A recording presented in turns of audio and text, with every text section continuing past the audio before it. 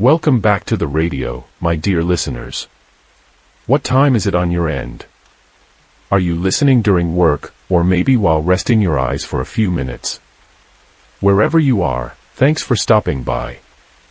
This is Quilloren Radio, slow stories for quiet hours. Today, you're in 1983, working at a roller rink where the lights still flicker in perfect time with the same handful of songs. You've been here a while. Long enough to know which lockers jam, which kids always forget their socks, and exactly when the popcorn machine starts its second complaint of the day. Without further ado, let's begin. You step in through the side door, the one near the dumpsters where the delivery trucks never quite line up right. The smell greets you first, a familiar mix of floor wax, nacho cheese, and something sweet that might be cherry slush or just the plastic of the prize counter baking in the sun. The light inside is soft and full, coming through the high-tinted windows in slanted beams. It's not harsh, just a steady, warming presence across the linoleum. The first song of the hour is already playing, some mid-tempo hit that's made its way through the speakers 100 times before. You don't need to know the title. You can tell the hour by what's playing. The floor manager gives you a quick wave, already wrist-deep in a box of party hats. A birthday table is half-decorated with curling ribbon and a leaning paper cake centerpiece. One of the balloons has escaped and is slowly descending into a stack of foam trays. You sign in on the clipboard behind the snack counter. The pen doesn't work until you press too hard and leave a dent in the paper. You write your name anyway, same looped letters, same spot on the line. The fryer is warming up nearby, and its low hum blends into the thump of the music, the shuffle of rental skates, and a quiet argument near the lockers about whether red skates go faster. You head toward the skate counter, past the rack of uniforms that no one really wears except when someone important visits. Your shirt has your name stitched on the chest, faded, threadbare, but still legible if someone squints. It smells faintly of buttered popcorn and cleaning spray. You don't notice anymore. Behind the counter, the skates are lined up in uneven rows, half of them missing laces or tags. You do a quick inventory out of habit. One size 8 missing again. Probably stuck under a bench somewhere. A family walks by on their way to the rink, the dad balancing a tray of sodas like it's his third job, one of the kids dragging their helmet on the floor behind them. No one's in a hurry. There's time for everything here. You check the rental slips. Someone's written, left-handed skates, in the notes section again. You place it gently in the drawer, next to a growing pile of similar requests. There's a roll of tickets in your back pocket, you're not entirely sure why, but you always carry them. The roll is slightly flattened from sitting too long on one side. Near the back office, the door is open just enough for the smell of copier toner to escape. The manager's cat, technically not allowed in the building, weaves around your feet once before disappearing behind a snack crate. You're pretty sure she lives in the lost and found box now. There's a red mitten in there from last winter, still waiting for its other half. The lights above the rink flicker. Just once, right on cue, as the chorus hits. It's not a dramatic flicker. Just a slight change in tone, like the building is acknowledging the rhythm. You glance up. Same bulb, same timing. You could set a watch to it, if you wanted. You don't. But it's comforting, in its way. You take a slow lap around the outside of the rink. It's part of your routine. One of the kids falls, nothing dramatic, and pops back up like it didn't happen. You give them a small nod as you pass, and they grin back, teeth full of braces and nacho crumbs. You straighten a cone, shift a speaker cord 2 inches to the left. It doesn't need moving, but it's part of the pattern. The party table is almost ready now.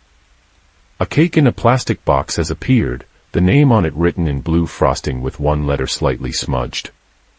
A few kids are already skating in a loose pack, doing slow laps while holding hands and making each other giggle. The music skips once, barely noticeable. You hear it, though. You always do. Back at the skate return, the clipboard is now holding 3 new slips, each one with handwriting that looks like it was done mid-skate. You log the names loosely, not caring much for spelling. Most of them won't come back with the same number of wheels anyway. You pull out a clean rag from under the counter. You'll need to wipe down the rail soon. Not because it's dirty, but because someone will ask. Someone always asks. You check the clock above the snack bar. It ticks just half a beat slower than the music. Or maybe that's just how time works here. A kid slides up with one skate untied and holds out a ticket like it's a secret note. You trade it for a pair of size 4s, even though you know they'll be back in 10 minutes asking for 5s. You don't say anything. You just nod and return to stacking wrist guards by color, smallest to largest, like always. There's something warm about the chaos here. Not loud. Not frenzied. Just steady motion. The kind that fills the day without asking much in return. The lights flicker again. Another song, another beat, another hour just beginning. You're in no rush. There's still plenty to do, and none of it needs to happen all at once. You walk the edge of the rink, slow and deliberate, with a damp rag in one hand and a nearly empty spray bottle in the other. You're not cleaning anything urgent, just staying visible, looking official. That's half the job, really. A gentle presence, always nearby, rarely needed for anything critical. The rail is sticky in patches, smooth in others. The cloth picks up a faint sheen of glitter as you go. The music cycles into something newer, or newer for 1983. Something with synths and a catchy hook that the birthday group seems to recognize. A cluster of kids tries to skate in time with it, mostly succeeding until someone gets ambitious and twirls too early. There's a quick stumble and a slow fall, arms out like a landing strip. No tears, just laughter and a shout to try it again. You give a small wave from your post, and they give a thumbs up before shuffling back into motion. Past the DJ booth, which isn't really a booth, just a raised table with tangled cables and a plastic milk crate full of cassettes, you notice the big fan in the corner is still making that faint clicking sound. Not loud, just enough to be noticeable if you're standing near it. You don't fix it. You never fix it. That click is part of the atmosphere now, like the creak in the snack counter hinge or the way the arcade smells faintly of burnt wiring. You pass the prize counter. It's quiet now, the attendant leaning over a magazine with a bored look that suggests she might be able to survive another 10 minutes without handing out any slap bracelets. The shelf is full of the usual suspects, plastic rings, keychains shaped like roller skates, and a single unopened bottle of blue nail polish that's been sitting there since last spring. No one wants the blue. No one ever will. The arcade is busier. Not loud, just pulsing. A boy in a Def Leppard shirt is hunched over the pinball machine, hips twitching with each thud of the flippers. Beside him, a pair of twins are squabbling over whose turn it is to play something with neon aliens. The screen flashes game over every 15 seconds, but no one seems to mind. There's a warm buzz here, in both sound and feel, like the machines are alive but tired. You pause by the vending machine. Someone's wedged a quarter sideways in the coin slot again, and the machine's blinking its red try again light in a slow, defeated rhythm. You press the return button, nothing. You shake it gently, still nothing. You leave it. That quarter's part of the decor now. You move into the snack area, where the nacho cheese machine is giving off steam like it's proud of itself. The teenager working behind the counter offers you a half smile and a shrug, already elbow deep in a popcorn refill. A customer asks for a soda, and the machine lets out a noise like a confused sigh before producing a half-filled cup and some foam. Everyone nods as if that's what they expected. Someone's left a tray on one of the tables, 2 red licorice ropes curled neatly next to an empty soft pretzel wrapper. You wipe it down and straighten the chairs while you're there. The vinyl seats squeak politely as you adjust them. Everything squeaks here, the benches, the skates, even the wheels when they're bored. Back at the rink's edge, you spot a group forming a loose circle, trying to figure out how to skate backward. One kid's already got it, gliding like he was born with wheels instead of feet. The others wobble and laugh and occasionally bump into one another, apologizing through breathless grins. You're not needed, but you linger nearby just in case. Someone calls your name, you think, but it might have just been the speaker garbling part of the lyrics. You look up at the ceiling lights. They flicker again, perfectly timed to the chorus. You could swear it's not just coincidence. Some of the bulbs buzz slightly, as if singing along. You find yourself tapping a finger against your thigh, unconsciously in rhythm. The lights respond with a faint stutter and a warm glow. The rink smells like sweat, rubber, soda syrup, and sugar. It's not unpleasant. It's oddly grounding. Familiar in a way that feels more lived in than remembered. The floor under your shoes is slightly tacky. One wheel rolls by on its own, aimless, until it bumps into the base of the water fountain and rests there like it meant to all along. You make a mental note to check the party room, even though there's no real reason.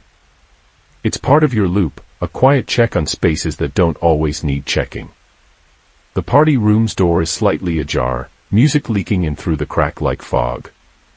There's a faint trace of icing on the floor, a crumpled hat on a chair, and someone's denim jacket slung over the edge of a folding table.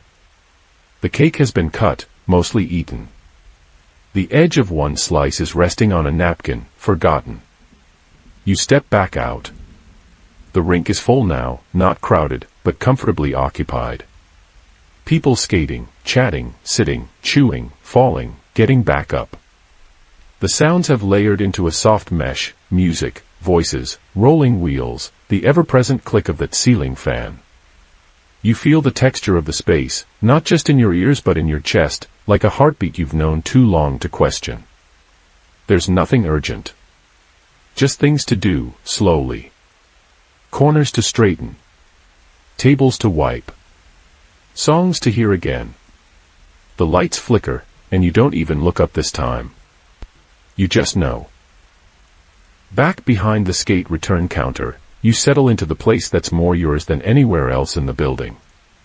Not officially, of course, no one owns anything here. But the bench behind the counter has conformed to your shape over time. The padding is almost gone, the vinyl cover has split along one seam, and if you sit just right, there's a slight tilt that makes your spine line up perfectly with the edge of the clipboard shelf. You've never bothered to fix it. Some things are only comfortable because they're worn out in just the right way. The counter itself is a long slab of laminate that's supposed to resemble wood. The surface is bubbled in one corner from a long-forgotten coffee spill, and if you look closely, there's a faint outline of a heart scratched into the surface. No initials. Just the shape. You don't know who put it there. It's been there longer than you've worked here. Maybe longer than the floor itself. Your tools are simple, a stack of rental slips, a permanent marker with no cap, a basket of worn laces, and a tape dispenser that wheezes whenever you use it. The skates are arranged in mismatched rows behind you, some upright, some slightly toppled. A few of them are missing wheels. Others have names written on the soles in marker, not official markings, just the kind of quiet rebellion teenagers leave behind. You've stopped trying to scrub them off. One pair of skates has a little green star sticker on the heel. A kid named Martin stuck it there last summer. He skated every afternoon for 2 months straight before school started again. He hasn't been back, but the skates still come out regularly. The sticker is fading now, barely visible unless the light hits it just right. There's a clipboard tucked to the side of the counter, labeled with a piece of masking tape that reads repairs. It contains a short list of items that have been broken, then unbroken, then broken again. One entry simply says, Rink light, still flickering. Underlined twice. No one plans to fix it. You lean on the counter and glance out toward the rink. The flow of skaters moves like traffic, slow, occasional stops, a few near collisions that end in laughter. The music changes again, something with clapping in the chorus. Predictably, a few of the younger skaters start clapping along, mostly offbeat, but with commitment. One of them throws their hands up and shouts the lyrics a beat too late, skating backwards by accident and grinning like it was part of the plan. A familiar figure approaches, the woman in lavender. She wears the same quilted vest every week and always arrives mid-morning, asking for size SIXS even though you both know they're too tight. You hand her the SIXS anyway. She laces them while sitting on the bench nearby, then returns a few minutes later and wordlessly swaps them for size 5s. She always smiles at you like you're part of a long-running joke. Maybe you are. She's one of the few who skates alone, doing wide, careful laps while mouthing the words to every song. She glides past with a slow precision, arms slightly bent, lips pursed in focus. Sometimes she hums along, a faint buzz that gets lost in the speakers but feels like it belongs anyway. Next to the counter, there's a drawer you never lock. Inside, 3 half-used notepads, a pile of dull pencils, a dried-out glue stick, and a stack of crossword puzzles torn from old newspapers. Most of them are half-filled, left behind by another regular, a quiet man with oversized headphones who skates exactly 2 laps, sits at the snack bar, and works on crosswords without ever asking for help. When he's done, he folds them neatly and places them on the bench like a calling card. You don't know his name. He never asks for anything, never talks much. Just skates, puzzles, leaves. You've started looking forward to seeing what clues he got stuck on. Today's crossword has a coffee ring in the corner and a smudged answer in the middle, roller. The clue was, place with rhythm and wheels. Feels right. A small fan is clipped to the underside of the counter, spinning with effort. It hums inconsistently, clicking slightly when the air gets too warm. You adjust it out of habit, then sit back down on the tilted bench.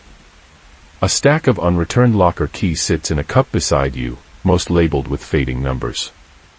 One still has a sticker of a cat in sunglasses, someone's idea of a joke from a summer camp visit, probably. You keep it there. It makes the other keys feel less serious. Across from the counter, a kid with a face full of freckles waves to get your attention. They point to their skates, which have somehow turned themselves into a knot.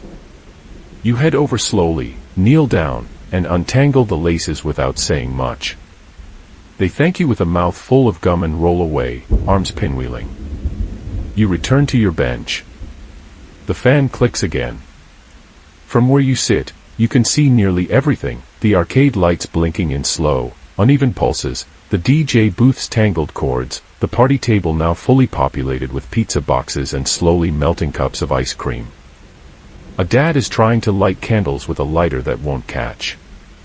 No one seems bothered by the delay. You pick up a rental slip and write the name, Tina, in capital letters. You don't know if it's spelled with an H or 2 ES. No one ever complains if you get it wrong. The ink from the capless marker smudges slightly on your thumb. You wipe it on your pants without looking. This part of the rink doesn't change much. People move in and out, kids grow up, party themes shift from roller disco to dinosaurs to whatever's popular now, but this bench, this counter, this fan that never quite spins right, they stay. They creak and hum and wear down at the corners, and they stay. A girl leans over the counter and asks if you have any skates in green. You don't. You tell her that green skates are special, that only a few were ever made, and they've all gone missing over time. She nods solemnly and picks red instead. She doesn't seem disappointed. The light above the rink flickers again. Once, then again. The same way it always does when the bridge of the song hits. You feel it in your ribs, not loud, just present. Like it's checking in. You stretch your legs and lean forward, elbows on the counter, chin resting on your hands. The skates behind you rattle slightly as someone closes a locker a little too hard. You don't turn around. There's no need. Everything you need is here, the marker without a cap, the clipboard with soft paper curls, the crossword puzzles that never get finished, the slow fan, and the steady hum of movement all around you. You stay still, for just a moment longer. You stay seated behind the skate return longer than usual.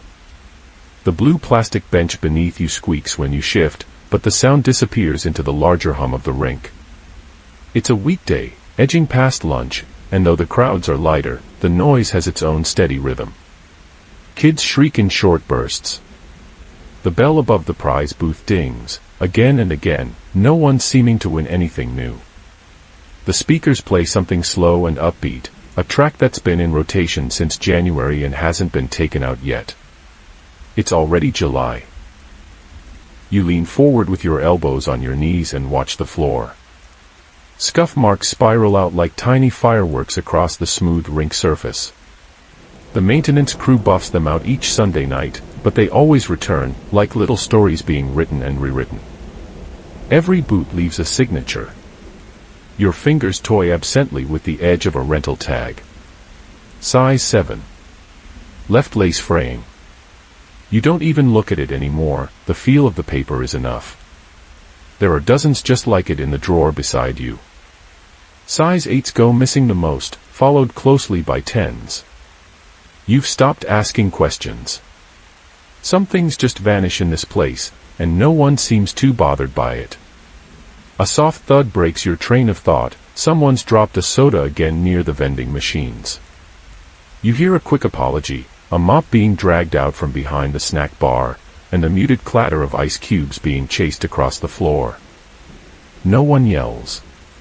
No one runs. The cleanup is part of the rhythm now. Across the room, a birthday party is winding down. A trio of 7-year-olds sit in a crooked circle under a paper streamer that's come unpinned on one end. They're eating yellow cake with blue icing, the kind that stains the mouth for hours.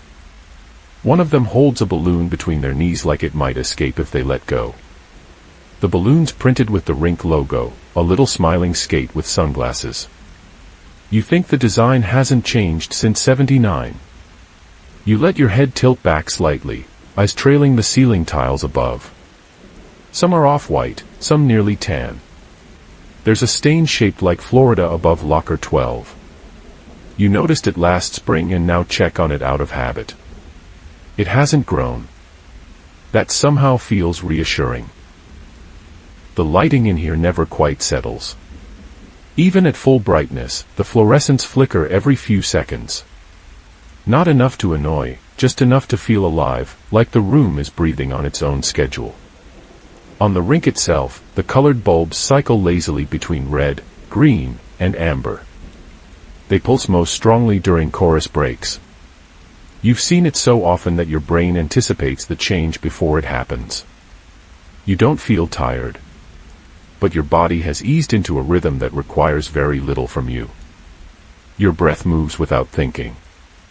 One heel taps slowly against the rubber matting, not to the music exactly, but to some older beat that's stuck in your bones. A rhythm from earlier shifts, morning setups, and too many Sundays counting quarters from the game machines. The couple's still skating. The same pair that always arrives early and leaves last. The man wears a tank top that says, Turbo Jam, even though he doesn't skate with much energy. The woman coasts beside him with her arms out like she's balancing on wind. They don't talk much, but they smile constantly. They move like people who have nowhere else to be, and that's probably true. You shift slightly and pull the clipboard from the side rack. Nothing urgent. Just a few boxes to check, which locker's stuck, which skates are due for a new lace, which of the claw machines are low on candy. You mark a few, then let the pen fall back onto the counter. There's something satisfying about writing on paper. It stays where you left it. A group of teens laughs near the pinball machines. They're trying to beat someone's old high score, someone who probably hasn't been here in years, if they ever existed at all. The initials read RDF, and they're still etched in Sharpie above the tilt warning light. Every few weeks, someone tries to cover it with tape. The tape always peels. Your stomach growls quietly. You ignore it. You're not hungry yet. You think about the soft pretzels in the snack bar warmer, probably half stale by now, and the chili cheese nachos under the heat lamp that nobody recommends but everyone eats anyway. A box fan turns lazily at your feet, pushing air that doesn't quite cool anything. Still, it makes your socks flutter slightly and gives your legs something to notice. The whirring reminds you of a lawn mower left running too long, soft and persistent and vaguely warm. You lean back into the bench, then shift sideways to rest your shoulder against the wall. The corner digs into your shoulder blade just enough to make you shift again. You find a better spot. Then stillness returns. Time doesn't exactly pass. Or maybe it does, but it's like water dripping from a half-tightened faucet, unmeasured and unhurried. You can hear someone refilling the napkin holder at the snack bar. The sound of stacked paper is oddly pleasant, like leaves being shuffled. A girl skates by with a Walkman clipped to her hip. She's not listening to the Rink music, her world is entirely separate. She mouths the lyrics to something else, something only she can hear. Her wheels make a light squeaking noise with every other push, like they're in conversation with the floor. You let your eyes drift toward the entrance doors. Sunlight filters in through the tinted glass, painting long rectangular shapes on the tiled floor. One of the doors sticks. You see a father tug it twice before it opens. You make a mental note. You won't fix it today. The heat outside makes the inside feel cooler than it is. A group of kids comes in, faces flushed from the sun, already sweating through their sleeves. They go straight to the lockers. You watch them without watching. You know this part. You exhale deeply.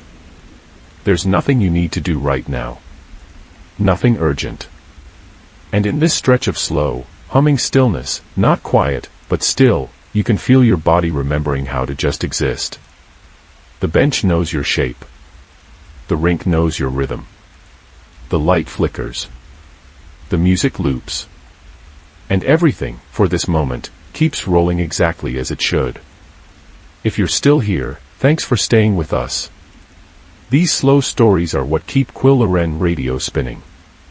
If you're enjoying this one, or if it's helped the day soften around the edges a little, feel free to subscribe to the channel. There's more to come, always at the same gentle pace.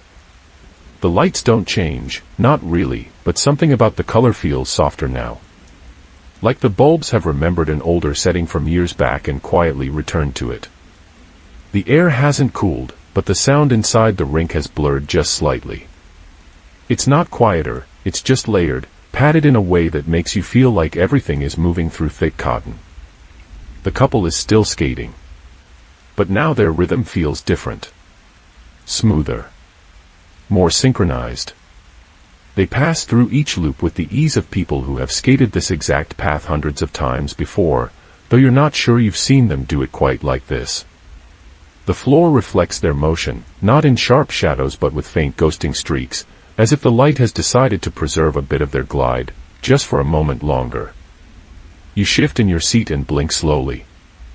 The clipboard is gone. You don't remember moving it. Your hands are resting lightly on your knees. They feel warm, slightly heavier than they should. The soft flickering overhead doesn't bother you, in fact, it now syncs perfectly with the slow rise and fall of your breath. Across the room, the prize booth appears, slightly tilted. Not broken or crooked, just off by a few degrees, as if the whole counter has slouched gently in one direction. You stare at it for a while. No one else seems to notice. The bell still dings. Someone wins a set of glow shoelaces.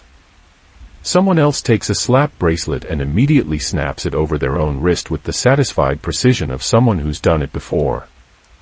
You rise from the bench, slower than usual. Your feet touch the ground with that familiar soft squeak against the rubber matting. You know exactly how much pressure to apply to avoid the deeper groan that comes with putting your full weight down too fast. This is a floor you know. It responds the same way, every time, though now, even the groan sounds cushioned. As you step toward the Rink, the colors shift again. Not dramatically. The amber light warms into something closer to peach. The blue becomes a little duskier, like the sky you remember from an early summer night in childhood, not any one night in particular, just the idea of it. It's the kind of blue that feels like there should be a smell to match it, and for a second, you swear you catch the faintest trace of bubblegum and sawdust. You pass the snack bar. The chili cheese nacho lamp hums slightly deeper than before, like it's trying out a lower note.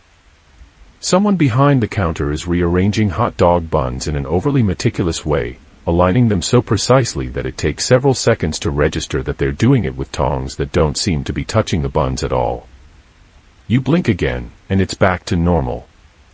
Just buns. Just tongs. Just a long shift. You keep walking. Past the lockers. Past the water fountain that always sputters once before producing a steady stream. It sputters now, too, but the delay between each pulse is just a hair longer. Like it's thinking things through. The arcade corner feels deeper than it did this morning. The pinball machines blink their lights in rhythm, though not to any particular game, just a gentle loop of color, cycling like breath. The initials on the high score screen, RDF, flicker once, then twice, then hold steady. The letters don't change, but for a moment, it feels like they might. You rest your hand on the claw machine. The glass is warm, which is odd. It should be cool. Inside, a tiny stuffed bear sits slightly forward of where you remember it being. Its face is turned more toward the glass now. Its little plastic eyes reflect the rink lights like marbles dropped in syrup. You lean in slightly. Just a bear. You move on. The air is thicker here, not stuffy, just full. Every sound has a faint echo. Even your footsteps trail you by a second or two, as if the floor is taking its time to process what's just happened. You make your way toward the outer loop of the rink, near the entrance where the rental forms sit in a slanted pile. Someone has adjusted the holder so it leans back farther than it should. You make a note to fix it later, though you already know you won't. A kid glides past you, wearing bright green wheels that flash as he moves. His motion carves out a clean line in the rink floor, one that seems to linger even after he's gone, like the light can't quite erase it yet. He waves at no one in particular. You almost wave back. You pause at the corner of the rink where the disco ball hangs. It spins slowly, just like always. But the reflections it throws now are less sharp. They don't scatter. Instead, they stretch slightly, lengthen into long soft shapes that ripple along the floor before dissolving. You watch them for longer than you mean to. The pattern is mesmerizing. Like watching sunlight play across a swimming pool. You're not tired. Just still. Behind you, the music fades down. A soft drumbeat takes its place, nothing dramatic, just a low, steady pulse that matches the weight of your feet on the floor. The colored lights slow. They don't stop, but their pattern becomes even more forgiving. The red doesn't chase the green anymore. They wait for each other now. You breathe in. You can still smell popcorn. But beneath it is something older, the scent of waxed floor, aging leather, a faint suggestion of pencil shavings and something almost floral that might be from someone's hairspray or a forgotten air freshener plugged in behind the lost and found box. You stand there, just for a bit longer. Not moving. Not deciding. The world around you doesn't ask anything of you in this moment. It shifts at its own pace. The lights flicker when they choose. The music plays only what it remembers. And all you have to do is remain exactly where you are, still, breathing, surrounded by color and motion that feels just slightly softened, as if the entire rink is wrapped in a long, slow exhale. You don't realize the shift has happened until you're already part of it. It begins with the sound of the broom, not yours, but another one. Somewhere across the rink, the janitor begins his slow loop along the outer walls. You never really see him start. One moment the floor is bare, the next, a soft swish begins to mark time, quiet and even. He doesn't interrupt anyone. Doesn't ask people to move. The broom moves like it has seniority, and somehow the skaters adjust. The lighting subtly cools again, not into darkness but into the later hours of a fluorescent afternoon. The peachy warmth thins, giving way to something more silvery. Still pleasant, just quieter. As if the building is preparing to close without ever actually closing. At the skate return window, a row of shoes has quietly formed, laces draped over counters, scuffed toes pointing in no particular direction. You don't remember anyone dropping them off. Some are missing their pair. Others are tangled into knots you'll need to unpick later. But for now, they sit there like small, tired animals that have finished their part of the day. One of the speakers overhead clicks softly. Not a glitch, just the quiet mechanical sigh it makes when the cassette switches sides. The song that follows is slower than the last few. You don't recognize it at first, but halfway through the first verse, you realize it's something you've known for years. Not a favorite, not a hit, just a B-side track that someone on staff once liked enough to record onto the tape, long enough ago that nobody questions it anymore. It fits the light now. Soft vocals, a gentle synth line, no climax. You stand near the arcade and watch the machines. The blinking lights now feel more like a pattern than a distraction. Red, green, blue. Red, green, blue. Each one pulses like breath, slow and precise. The skee-ball machine has eaten a token, you can see it stuck in the slot, but it doesn't beep for help. It just waits, quietly, the way some machines do when they've learned patience. A pair of kids skate toward the snack bar, their conversation muted beneath the music. One of them gestures wildly with a red ICEE in hand. He tips it slightly, and a slow drip runs down his wrist, unnoticed. The syrupy trail lands on the floor and spreads like a stain you'll need to mop up later. It doesn't bother you. It's the kind of mess that feels permanent in a good way, one of thousands you've cleaned before, each one dissolving into the larger memory of the rink. As you move to pick up a stray cup from the floor, you pass the lost and found bin. It smells faintly of winter coats, though it's been July for 3 weeks. A forgotten scarf is folded too neatly to have been left by accident. You pause. It's wool. Soft blue. No name written inside. You check the pocket just in case and find a single peppermint, still wrapped. You leave it there. Back at the front counter, the neon sign outside starts to buzz. Not loudly, but enough to remind you it exists. You glance through the window and see that the sun has dropped just enough to catch on the rim of passing car roofs. Not sunset, just late afternoon finally starting to admit what time it is. The couple that's been skating all day now stands at the edge of the rink, 1 foot up on the ledge, resting. They lean on each other without touching. Their shadows stretch longer than they should, as if the light above them has started to lower itself, reaching further across the room with each second. You check the clock without thinking. It's not as late as it feels. A stack of towels near the rental desk has fallen slightly out of alignment. You straighten it. The texture of terry cloth against your fingertips is oddly grounding, the kind of tactile routine that makes your brain settle just a little. When you're done, the stack looks the same as before, but better. The ice machine in the back groans once, a long slow clunk that seems to echo down the empty hallway toward the employee locker room. No one reacts. It's not broken. It just likes to complain at this time of day. You think of the note someone once taped to it years ago that read, "It's fine. It's just dramatic." The tape left a mark that still hasn't faded. You walk past the photo booth. Its light is off. No one uses it anymore, though it still works. Inside, a forgotten strip of 4 pictures peeks out from behind the plastic curtain, 2 kids pulling identical serious faces, then wide-mouthed grins.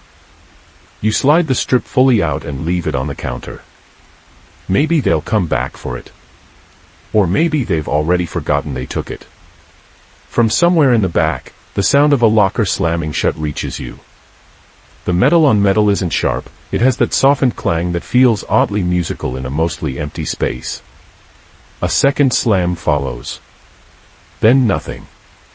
The vending machine hums louder now, as it always does when the temperature outside drops a little. The reflection of its blinking lights plays along the linoleum, joining the echoes of wheels and laughter still skating through the air in long, drawn-out loops.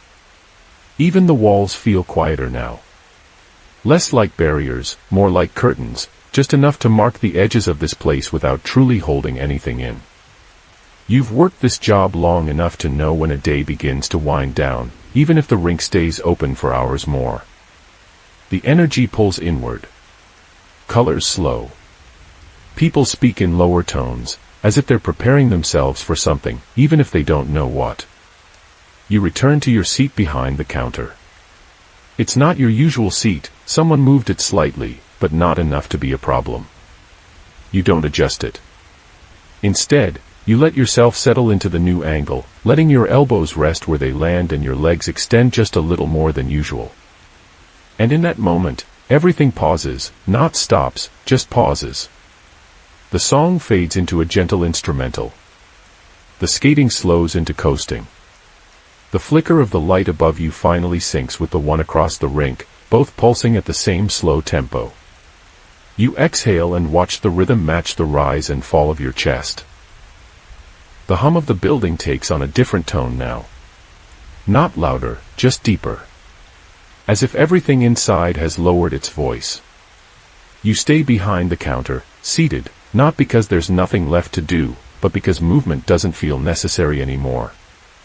You've entered that last arc of the shift, not the closing, just the beginning of the quiet arc that leads there. The floor has a soft sheen from the days where scuff marks, circles of sweat-darkened tile, and the faint shimmer of crushed popcorn kernels make up a pattern you've grown used to. It's not clean in the clinical sense, but it's known. Familiar, lived in. It smells faintly of citrus cleaner and warm socks. A strange combination, but not unpleasant. There's still skating, but it's become something else, not activity, but motion. Coasting. Fewer wheels are hitting the floor with purpose now. No more racing. No more choreographed turns or sudden whoops of laughter. Just the steady swish of rubber on laminate. It's hypnotic in a way you've never tried to describe out loud. You listen to it now the way some people listen to rain. Someone has pulled the old folding chair into the corner near the lockers. You didn't see them do it, but there it is, back where it always ends up after 4 p.m. slightly tilted. A cushion that doesn't match the cover. It makes a small, creaking noise when someone sits, and a gentler one when they lean forward to tie their skates. A boy, maybe 11 or 12, leans against the arcade change machine. Not playing. Just watching the rink. His tokens are in his hand, rattling quietly, not urgently. He doesn't seem bored. Just in between. There's always one like him, not part of a group, not asking for anything. Just absorbing the space like it's a place he visits more in his head than in real life. You reach for your drink, the one you poured at lunch and never finished. It's gone watery, more ice than soda now, but the straw still gives a satisfying sound as you lift it to your mouth. The sip is cold. Flat. But grounding. You let the cup rest back into its circle of condensation on the desk, like it never moved. The overhead fan clicks once. Then again. It always does that when the air shifts outside. It doesn't affect the temperature, really. Just adds a soft, cycling breeze that moves a strip of flyer paper on the bulletin board. You watch it flutter once. Then twice. Then rest. The regular with the broken laces comes in again. You don't even need to look up when you hear the pattern of his walk. One heel hits harder than the other. He's carrying his skates with one hand, his usual half-wave offered with the other.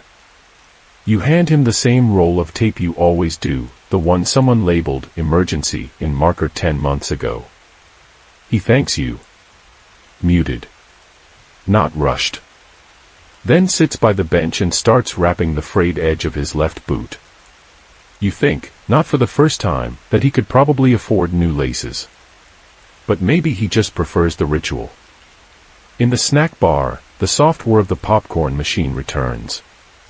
It's not in use, it just cycles that way, reheating itself like it might have to perform again.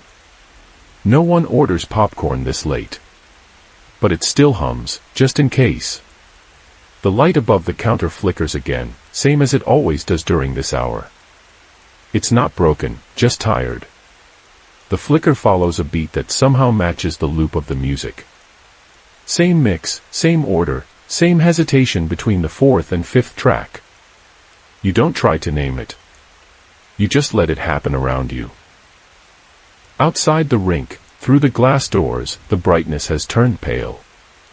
Afternoon light has thinned into a kind of haze. Dust catches in the beam that slants across the entryway rug. You can't hear the cars anymore, the road has quieted. Even the arcade sounds feel faded, like they're playing in a slightly different room now. The air carries the smell of bubblegum and rubber wheels and old sugar. A scent you stopped noticing years ago until now, when everything slowed down enough for it to return. Someone's left a sweatshirt crumpled on the bench by the rental booth. You walk over, fold it, and place it gently behind the counter. It's light gray, soft with wear. The kind of fabric that no longer tries to keep its shape. You don't check the tag. You just know someone will be back for it. At the far end of the rink, a slow song begins, the kind reserved for last dances or casual goodbyes. It's not quite that time yet, but the effect is the same. A few skaters take longer laps now. Wider turns. More space between them and others. Like they're gradually detaching from the day without fully letting go. You lean on the counter again, arms folded loosely. The position isn't intentional.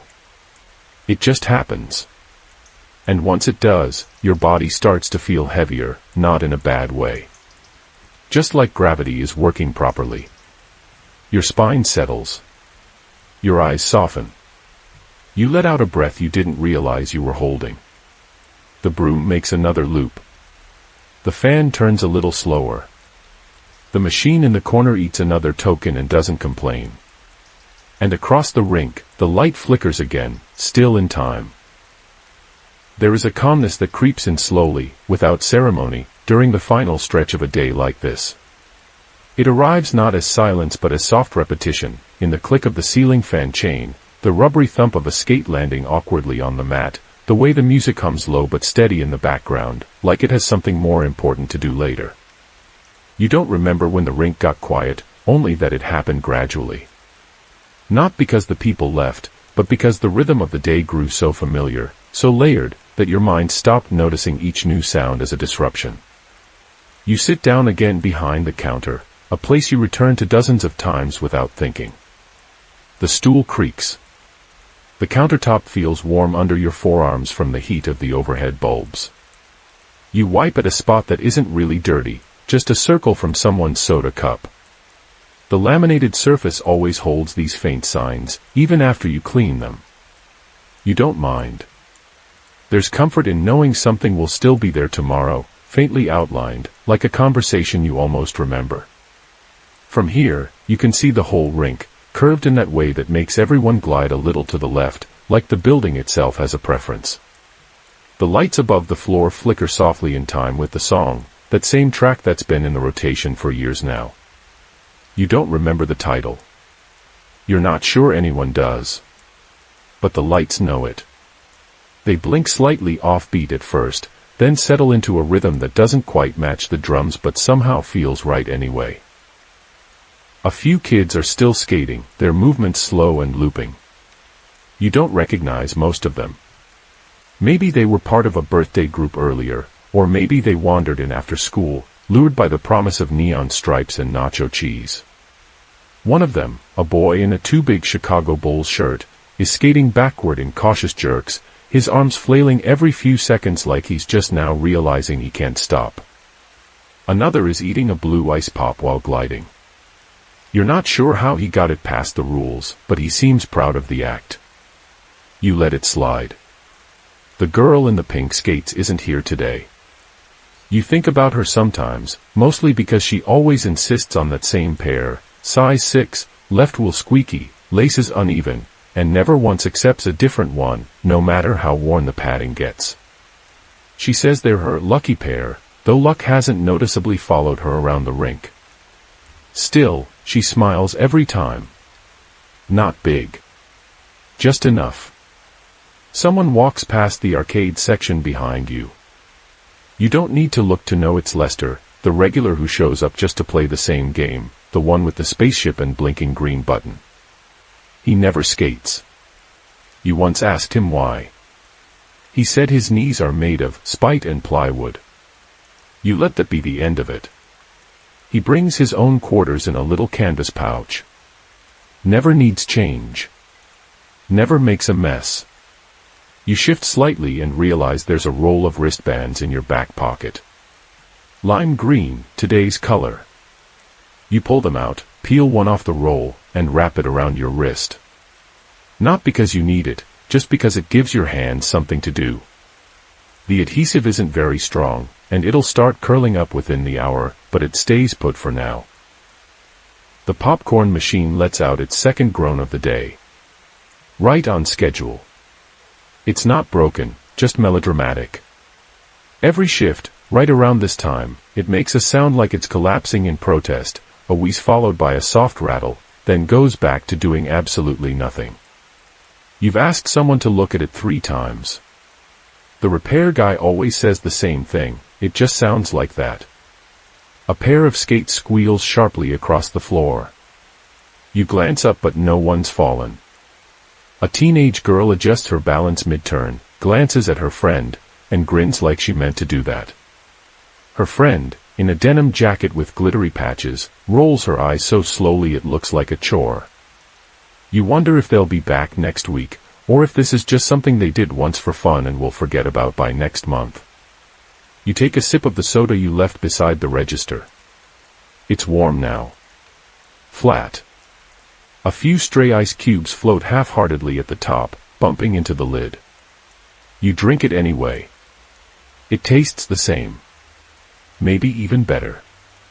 Something about lukewarm soda makes it feel like you've earned it. Out in the rental area, someone's returned a mismatched pair of skates, one blue, one white. You don't remember renting those out. You stand, stretch, and walk over. Your back pops once, lightly. You pick them up and place them on the counter, then lean against the doorframe for a moment, watching the floor. Someone has knocked over the "No outside food or drink" sign again. It's lying on its side, legs sticking out like a tiny protester. You don't bother setting it upright. It'll fall again in 10 minutes. You think, briefly, of clocking out. Of pulling the backroom punch card with the spring that always sticks, pressing your thumb into the slot to coax it free. But you don't move. Not yet. There's still something here, some low, constant hum that asks you to stay a few moments longer. Not because it needs you, but because it feels right to watch the day wind down on your terms. Through the windows, the light outside is shifting, not dark yet, but softer. The sort of light that makes things look shinier than they are. The sidewalk is mostly empty now, save for a discarded balloon slowly drifting along the curb. You imagine it came from the birthday party earlier. The one with the dinosaur cake and the kid who cried when the lights dimmed. The balloon doesn't look sad. It just looks like it's doing its own thing now. Back at your stool, you sit again. You hear the low buzz of the vending machine compressor kicking in, the faint sound of Velcro from someone adjusting their knee pads, the slow clack of a girl tapping her skates against the wooden bench near the lockers. Each sound is ordinary. But together, they form a kind of rhythm, soft and layered, like a song only the building knows. You rest your arms on the counter again. Let your fingers go still. Let your breath slow just a little more. You don't need to do anything. The rink hums around you. The lights flicker, still holding time. And everything, your chair, the air, the sounds, feels exactly like it should. The day folds itself inward, slowly, like a towel being put away after hours in the sun. Everything is quieter now, though not in the way of absence. More like the volume of the world has been gently turned down one notch at a time. You don't mark the change when it happens. It's not sudden. It just eases in, like the air adjusting its weight. You remain behind the counter, your stool tilted slightly back the way it always tilts, uneven legs, one shorter than the others by the width of a worn dime. It rocks a little if you shift, so you don't. You just let it settle. The temperature is comfortable now. Not warm, not cold. The kind of air that disappears against your skin. There's still music playing. Not loudly. The speaker in the corner buzzes faintly under the weight of the melody, the way it always does when the wire in the back shifts just enough to lose its grip. The song is familiar, though you couldn't name it if asked. It's been on the loop for years, always drifting in near the end of the day. Something about the way the synth holds its notes. The lights above the rink flicker in rhythm, barely brighter than the rest of the room now. The color has faded to soft amber. You don't speak. There's no one to talk to just now. But even if there were, there's nothing left to say. The last words of the shift have already happened.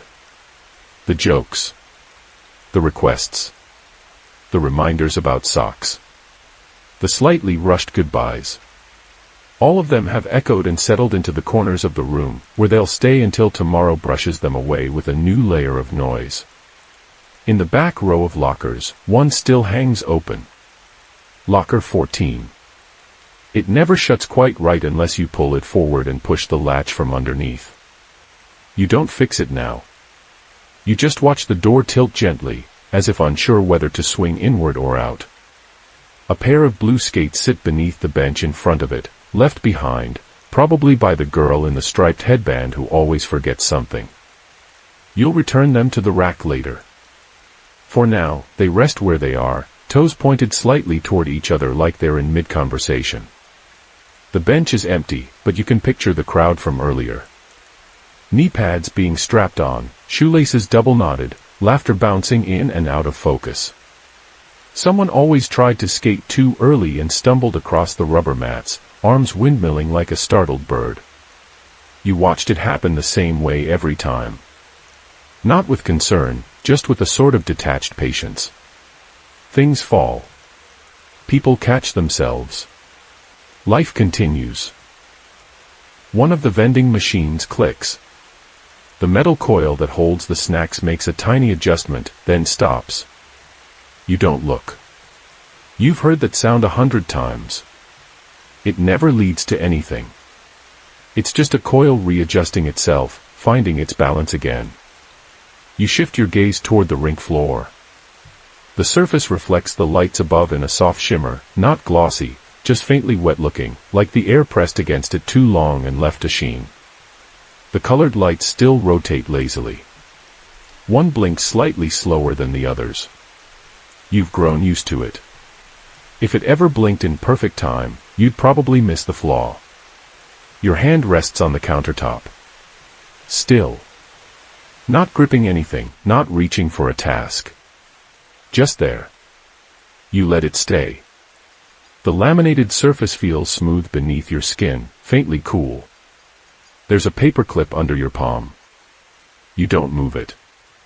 You don't even know how it got there. The soda you drank earlier is still at your side, half full. Or half empty. It doesn't matter now. The fizz is long gone. The ice has melted to a lukewarm puddle at the bottom, pale brown and sweet. It's fine the way it is. Everything is fine the way it is.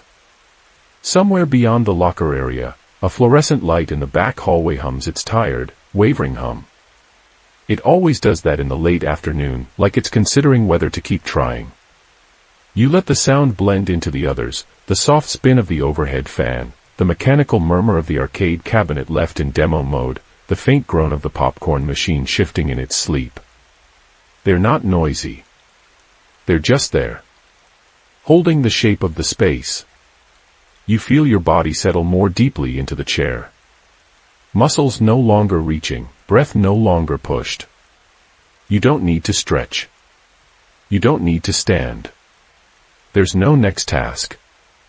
The movement has drained from the room in small, polite exits. No one announced they were leaving. They just stopped needing to be seen. The posters on the walls remain in their places, curling slightly at the edges, colors faded from years of indoor light.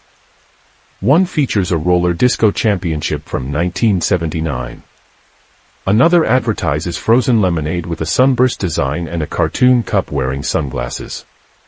You've read them all before. You've stopped reading them. But you still see them. They are part of the air now. Behind the snack counter, a row of napkin dispensers sits evenly spaced, wiped clean during your last circuit.